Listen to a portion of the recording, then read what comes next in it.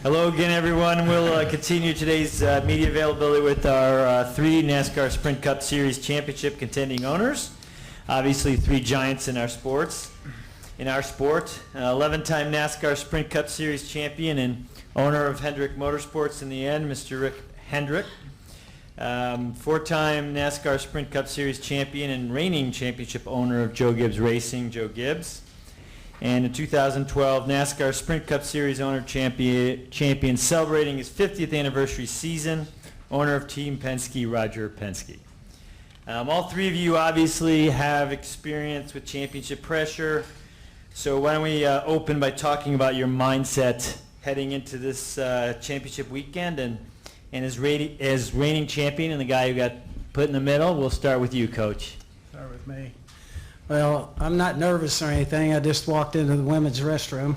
Other than that, no harm, no foul. I get so excited about this. I got such great respect for Roger and Rick. You guys know my history coaching football, and gave Rick a call. Loved motorsports, and he was nice enough to help me get started, and that was a long story. Biggest mistake I ever made. I kid him all the time. I said, I had no debt then. Now I'm knee-deep in debt, so I'm not so sure I should like him either. But it's a thrill for us. And I think the biggest thing about our sport I get focused on is the fact that this sport, we run and go with sponsorship. Other sports, football, basketball, baseball, you don't need a sponsor. But over here, it's a huge deal for us. And every time I think about that, and I think about the people that are going to be here this weekend from some of the biggest and best corporations in the world. And we stop and think about that just on our teams. It's going to be Coke. It's going to be Toyota. It's going to be Stanley Black & Decker. It's going to be Interstate Batteries. It's going to be Subway. It's going to be Aris Corporation. You just think about that. Mars with Kyle. It's just a huge deal for us. They're all going to be here. And it's so important for us. And I love that part of what we do. It's the relationships. I know Rick has built great relationships, and Roger with their sponsors. And so I get excited about that because it's such a huge weekend for us. And to have them here, to be a part of this, and our fan base for me, you see our fans, they're so loyal. We had fan day at our place. Actually had fans that stayed all night to get autographs the next morning. So I love it from that standpoint. I'm thrilled to be a part of it. I'm really excited about this weekend. I think it's going to be, for the fans, I don't think you can get anything better. These four guys want it really, really bad. Mr. Hendrick? Let Roger go next. I don't know about this. I'm not sure how I got here. 11-time winner, 4-time winner, Super Bowl champion. I'm just glad to be in the club with you guys. You know, it's quite an honor. But for me and for our whole team, it's an amazing to think about the season, 30-plus races, and to come down where there's four great drivers. And I would say this: when you look at the demographics of our drivers, you look at what they've accomplished individually and collectively on and off the track. It's amazing. And we had good racing last weekend. I know Joe was disappointed. We were had a great day, but I just want to thank the media and everyone for the support.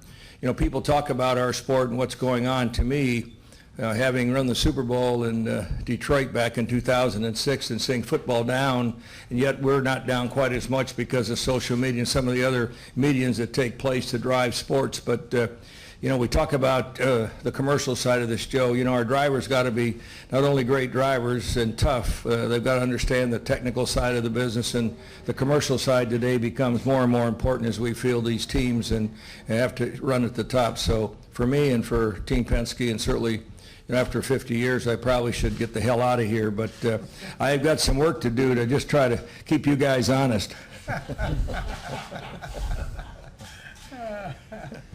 Well, it's it is an honor for me to be here with these guys because they're both really good friends of mine, and you know, it's hard to believe that we've been able to win this thing 11 times. Really excited for Jimmie to go for 7. I think it's, you know, really a neat situation. We had a big pep rally. I think it was Wednesday, and all our folks are excited. Is Marty Snyder in here? Is Marty here? I don't know if Marty's here or not. But he was doing an interview with Jimmie, and I don't FaceTime, but some of our folks were FaceTiming. And so I called Jimmie, and he didn't answer the phone. So then I texted him, and they saw that it was me, and I said, "You didn't answer my phone," and it was pretty funny. But he's excited. Our organization's excited.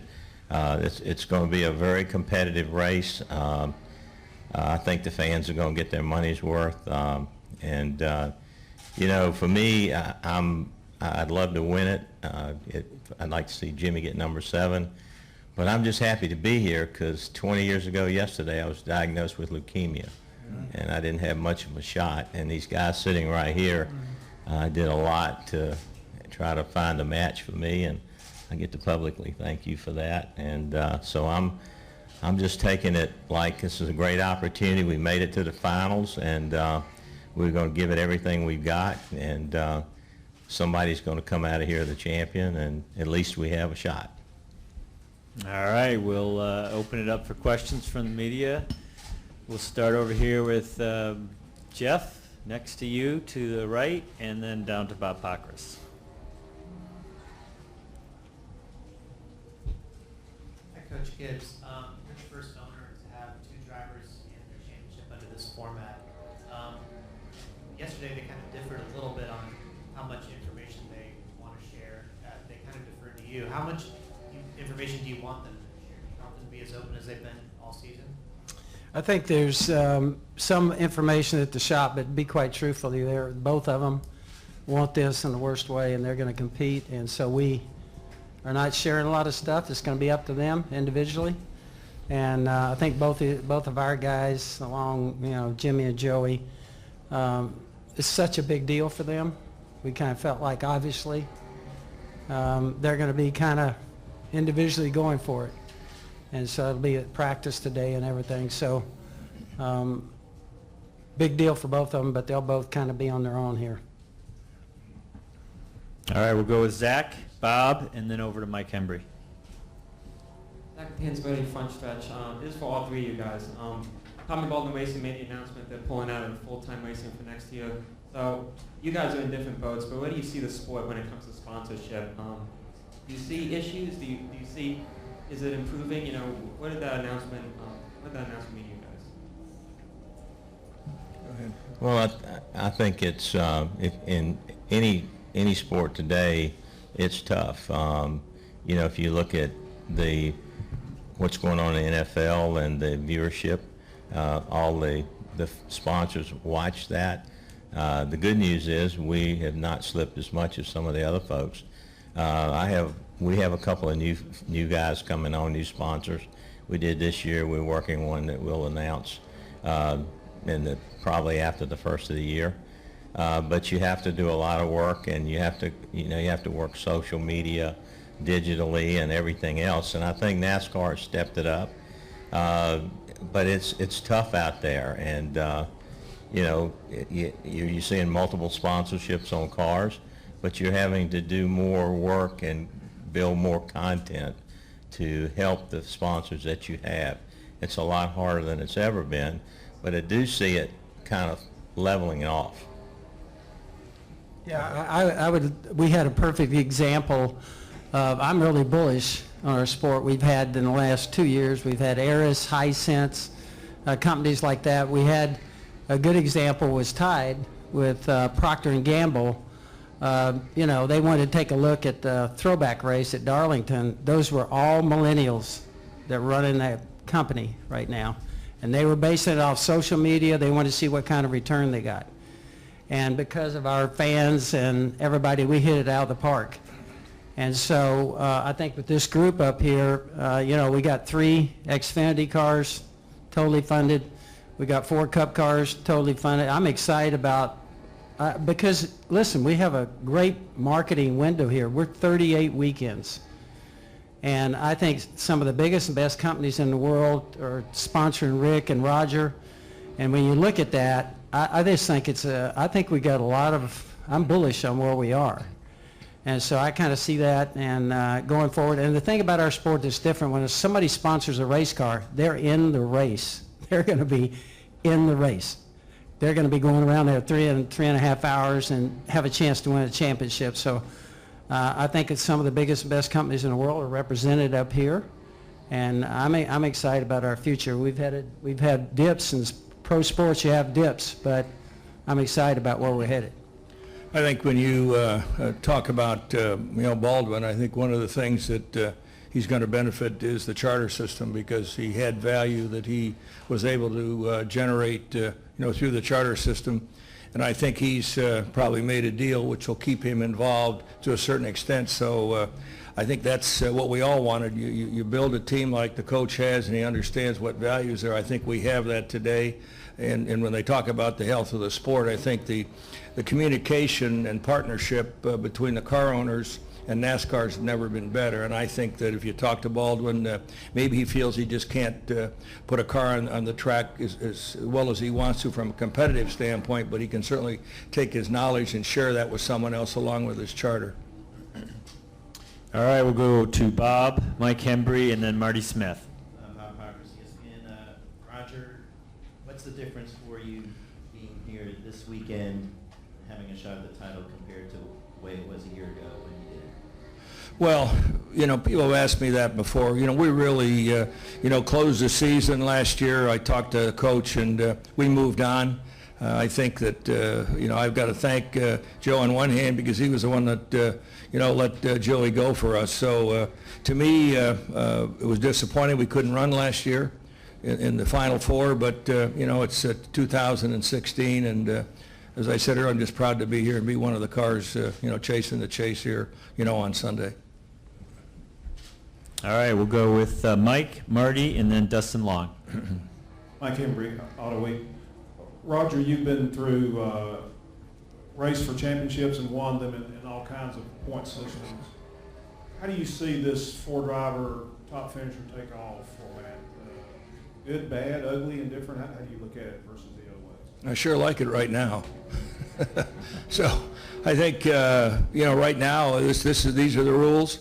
And I know there's been lots of discussions how we can make it better. One thing we have to be sure in the sport, that we collaborate with the car owners, the drivers, and NASCAR, and think about the fans, number one, and then obviously our sponsors in the show.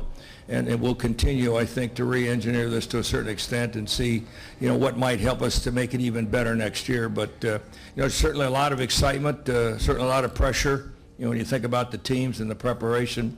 And I know our sponsors, we're going to have people that have never been here before. And when you think someone like, Shell Oil Company, and they send out an email to all of their employees around the world to watch this race on Sunday, that's the kind of connection we have, and I think that's pretty powerful. All right, over to Marty, Dustin Long, and then George Diaz. Gentlemen, hi. Your list of drivers collectively is ridiculous. You've employed some of the most talented, successful men to ever do it. So, in your estimation, where does Tony Stewart rank among that list? I know that Joey drove for you. That he did some Bush stuff for you guys, I think, once. And Roger, I know you've said before one of your greatest regrets is he was never in one of your cars. So when you look back at what he's accomplished, where do you rank him, and what's his legacy? Well, let me just say, Tony coming from an open wheel, part of the business in Indianapolis, you'd have to say, was the crown jewel for him, and to see him compete there, and then obviously move on to NASCAR and brought, such emotion, in class to the sport, and the competitiveness that he brought, and to see him step out is, certainly amazing when you think about the years that have gone by, and it's time for him to do something else. But what he's been able to do is take his name, take his spirit, and certainly his expertise, and build a team with Gene Haas, which will give us the ability to compete with him for a long time. And as I said a couple of weeks ago, or maybe a week ago, that he and I talked about him going to Indy and drive for us, and it's a shame that we never had that chance, because I used to sit in those meetings and he would sit up front there being the guy that we had to beat, and we just never had a chance to partner. But I respect him, and also respect him to say, hey, it's time for me to get out. Rick Mears did that a number of years ago. He said, Roger, I just can't dig down deep enough anymore to make it happen. I think that's where Tony is. Yeah, I think there's so many things about Tony. First meeting him, I think he was one of the guys that had the best feeling for himself and a great pride about what he wanted to do in life. And we talked to him when we signed him. He said to me, he says, I'm not ready. He said, and I don't know that I've heard that from somebody else that's a driver. He said, I'm not ready. I'm not going to embarrass myself. He said, I want to spend some time in Xfinity Series, Busch Series. And when he was racing for us, he had such a passion. That's his total focus. And when Tony went after it, I don't care what the track was, I thought he was one of the great competitors. I tell a story on him that when he first came with us, and I used it in football too, we had a horrible pit stop, when he first went to Cup. Most drivers go nuts and everything. And I always remember this. He was at the back of the field, and he goes like this. He goes, watch this. And honestly, he went to the front faster than anybody. And so I use that in football. If you're down and think you're down, I always used to use that, watch this. And he said, hey, I used to sign up to start in the back of the field over there at midget racing and stuff so I could win $10,000. This guy, I think he's special. I'm glad he's going to continue to be in our sport. And I think we all, really respect what he's done. Yeah, I think Tony brought a lot of color, excitement. He mentored a lot of young drivers. He sure showed a lot of passion. I got to win Daytona Busch race with him, and he's somebody that the sport needed and still needs. And I think his face, he was in the owners meeting the other day, and I think he will add a lot. And I think, as Roger said, he knows it's time to step out and do something else. So having him in the ownership role, I think, is going to be great for the sport of NASCAR. All right, we'll go Dustin Long, George Diaz, and David Scott. Dustin Long, NBC Sports for Rick. It was this race 11 years ago that nearly ended the partnership of Jimmie and Chad. Jimmie said the other day that over time, you kind of come to him and Chad had asked, is it still working? Why would you do that, and what were you looking at, or how much were you considering it times since to making a change? I think it's the toughest question, and when you have a relationship, it could be in a dealership, it could be in a race team, when you have two guys that have been so good, and you try to decide, is it time? And this year we started off really well, and then we hit a lull in the summer, and it was we asked ourselves then, is this time? Do we need to make a change? But when you see things that are so close, I think that's when they work harder, and we've had we really just sit down and work hard together and try to identify weaknesses. And I think they have both made a commitment. They want to retire together. They want to finish their careers together.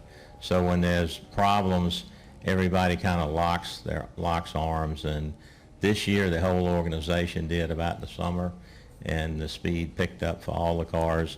But it was a situation. I think their relationship right now. I think this summer was the biggest test we've had, when we just weren't running after winning a couple of races and struggling, but they did not lose focus, and it wasn't one of those situations where, we talked it out, but it was not a time when we were going to say, let's just try something different. All right, we'll go George, David, and then Claire B.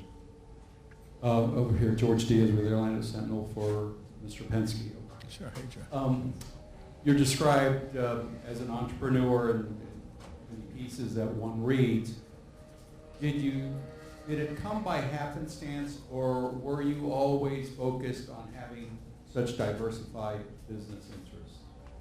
Well, I think, I love cars as a young individual, and my dad took me to Indy, and, it kind of became part of my DNA was with automobiles, and then had the chance to become a Chevrolet dealer back in Philadelphia in 1965, and, that, and along with our race team helped us build a brand. So I would say it started right at the beginning, and, the access, as Joe knows, and certainly Rick does, to the OEMs, because when we win with their brand, it's just something that drives through a company, don't you say, your sponsors?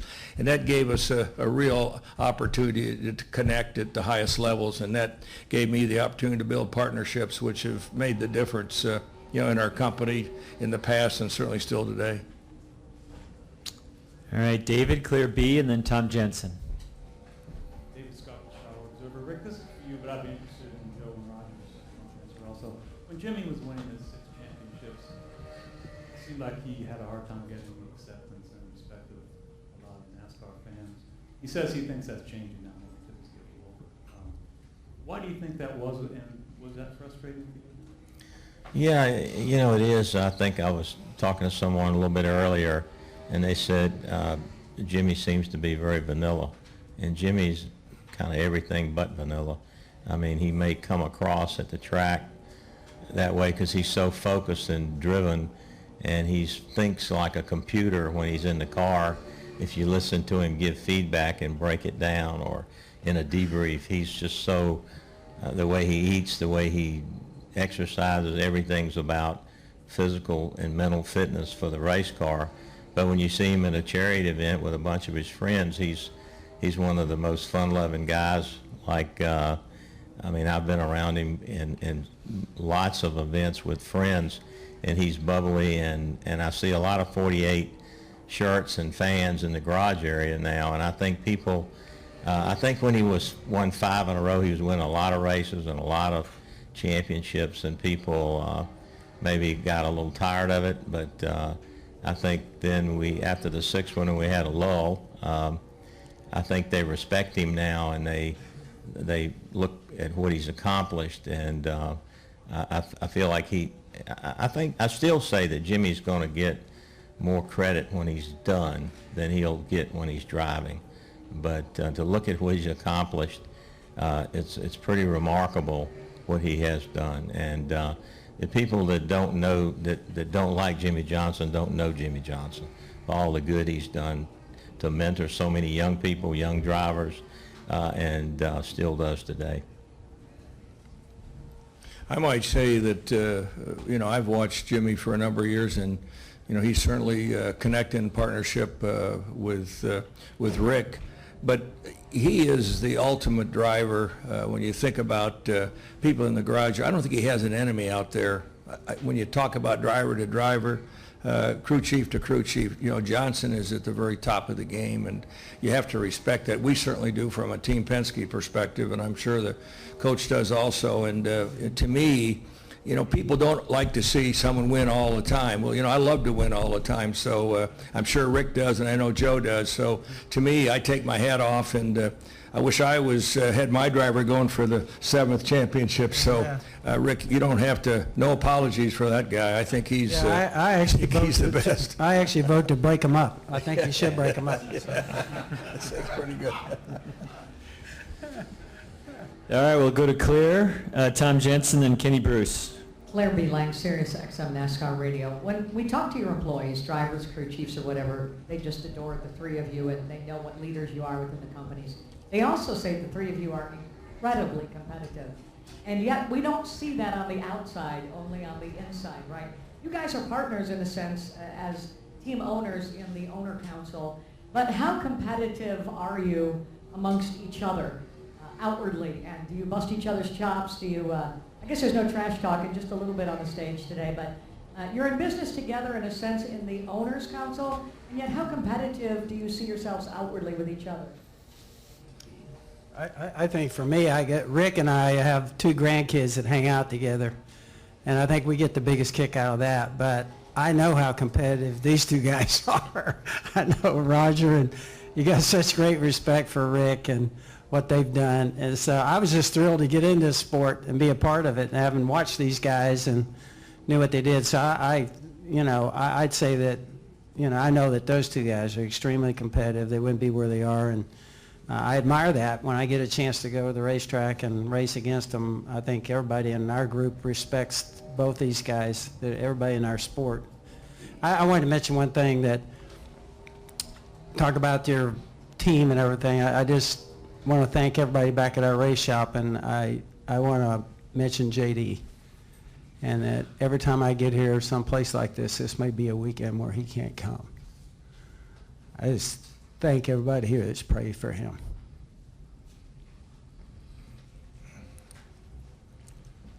All right, we'll go to Tom Jensen, Kenny Bruce, and then back to Jeff. Sunday morning or early afternoon, right before you guys climb in the cars, what's the last piece of advice you're going to give? Well, I think that if you give them any different advice that you gave them 36 weeks ago, I think you're probably making a mistake. I think they got to take it on as another race. You know, the one thing that's different on Sunday, we're racing 3 other people, that's all. So we don't have to worry about 37. I think that's really the difference. Yeah, I think to try to keep as much pressure off of them as possible and not try to say, they know what they got to do. These guys, all of them are champions, and you know, just let them go do their job and support them. You know, they're going to have enough pressure. So it's just, we've done the best I know all 4 of these teams have prepared as the best we know how, and go out and do the best we can, and leave it all on the track, and that's it. Coach, anything from you? You got 2 drivers, a little different than the guys on your left and right. They're going to wreck each other. Do you think? That may be a distinct possibility. So. This is going to be between Roger and I. Yeah, there you go. That's right. He'll take care of it for us. No, I think, yeah, we were thrilled to get our 2 guys in there. But I do look at it as, you know, I know Joey. I know what this is going to be for him and for Jimmie. So I look at it as we're thrilled to have 2 of our guys in there and our sponsors. So we're thrilled for that part of it. But it's going to be an individual deal. Believe me, they're going to be going for it, all 4 of these guys. And I know how bad our 2 guys, I watched them. And they pretty much set down a bunch of rules. And basically it was just, we're going to try and make it a normal weekend, just what Rick said. And so that's what I think that's probably the best way to approach it. All right, we'll go down here to Kenny, then back to Jeff, and then over to Lewis. Kenny Bruce from NASCAR.com.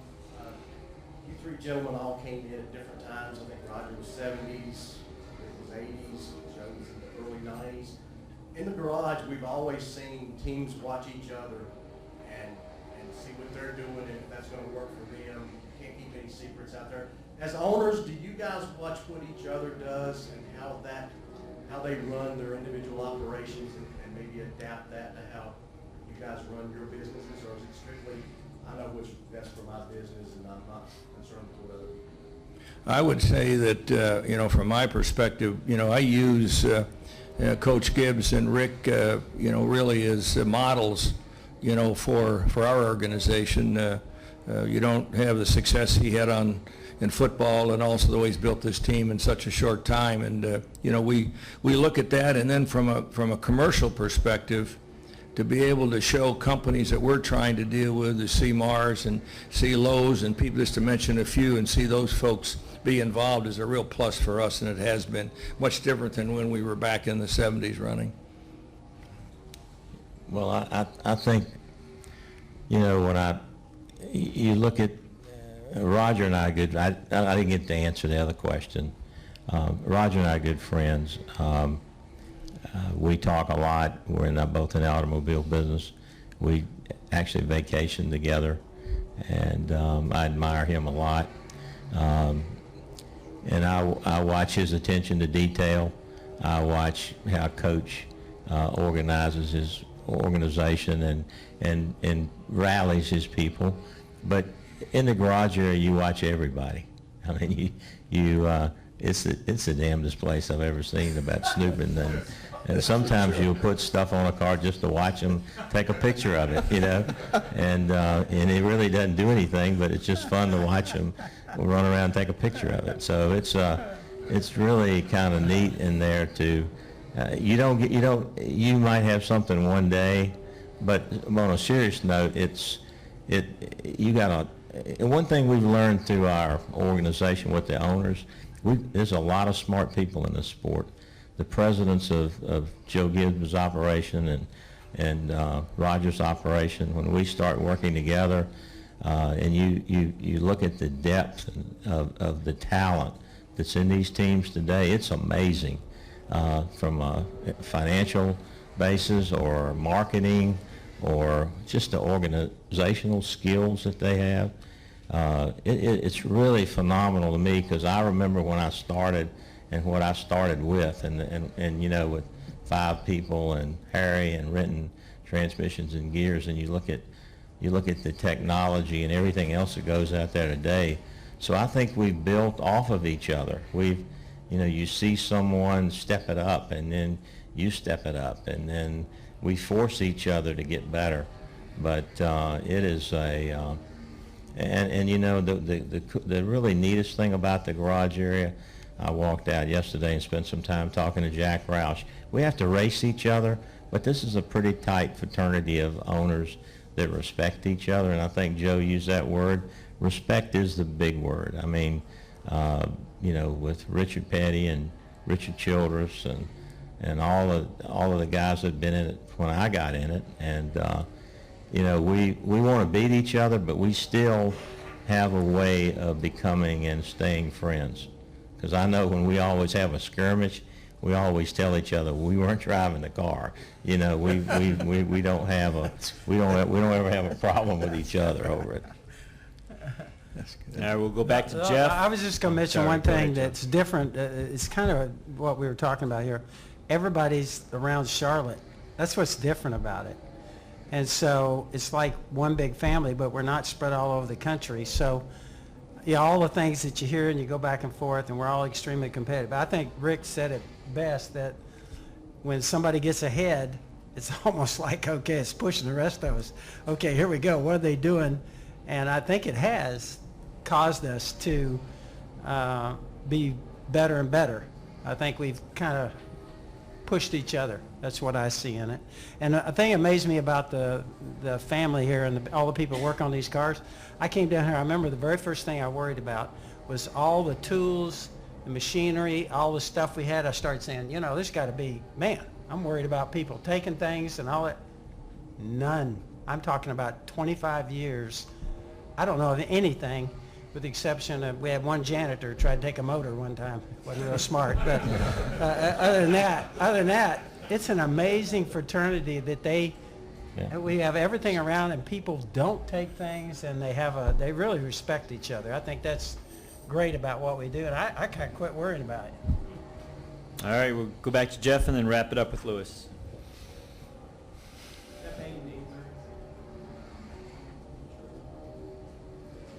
I'm sorry. You talked a lot about the pressure on your drivers, but organizationally, I'm sure everybody on your teams feels a lot of pressure from a leadership point of view. Do you guys do anything differently this week to help manage that? I'd say from our organization, you know, we have our debriefs after each weekend, and you know, certainly we got ready for this race not starting on Monday. We were building cars for backup cars and cars for this race probably 6-8 weeks ago. So, you know, there's been a lot of focus on Homestead, hoping we would be in a position where we are. But you know, it's as I say, that this is what it's all about, getting to this final opportunity to run. And I would say our organization's been focused. You know, certainly I got to take my hat off to Roush Yates and the engine side. We keep pushing them every week. In fact, ironically, at Phoenix last week, we were changing an engine at our dealership before we went to the track. So, you know, that's how close we are to having the cars ready each weekend. That's not right. He was working on cars 6 or 8 weeks ago. We started 2 weeks ago. See, that's how you push each other. That's what we need to be doing. All right, Louis Frank. Louis Frank of Reuters. You gentlemen have accomplished so much in this sport. What keeps you coming back what motivation keeps you coming back year after year? Try to beat these guys. I asked myself that this morning. I think Roger and I talked about this a lot. Actually, Joe and I talked about this at our grandson's football game. Yep. It's the love of the sport and competing, and Roger and I love the automobile business, and like you said, it's part of what we do, and you see all these OEMs down here this weekend, and we're carrying their flags, and I don't know, I grew up racing since I was 8 with my dad, and that's all I know in the automobile business. And when Joe called me, I mean, he's been a drag racer before you were a coach, right, Joe? Yeah. Yeah. And like I said, that's the worst mistake I ever made. I should never have helped him. But no, it's I think it's the passion and being able to compete, and it just fuels you getting up and coming out here and trying to do it again. For me, it's, to fall in love with cars and motorsports. I moved to Southern California when I was 16. I fell in love with hot rods and drag racing, and I know that's the way Roger loves it, and it's something about being around cars, and most people in here know what that's like, and then to be able to put stuff together and see it run and then try and beat somebody, to me, it gets me excited every morning, is to get up and think, hey, we got a chance to go compete against the best in the world at something. That's a real thrill. All right, thank you, gentlemen, and good luck this weekend across all 3 series. Thank you. Thank you.